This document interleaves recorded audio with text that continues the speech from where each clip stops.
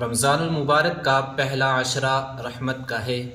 دوسرا مغفرت کا ہے اور تیسرا جہنم کی آگ سے آزادی کا ہے۔ میرے کریم آقا صلی اللہ علیہ وسلم ارشاد فرماتے ہیں، رمضان المبارک میں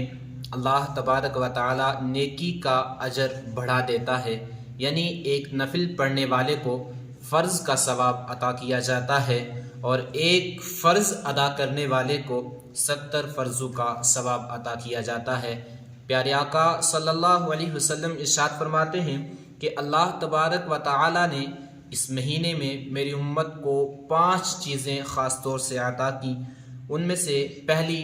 اللہ تبارک و تعالی کے نزدیک روزے دار کے منہ کی بو مشک سے زیادہ بہتر، سمندر کی مچھلیاں دعائے مغفرت کرتی ہیں روزہ رکھنے والے کے لیے، اور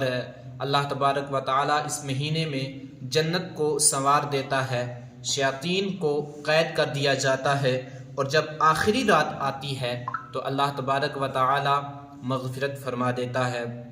کریم آقا صلی اللہ علیہ وسلم نے ارشاد فرمایا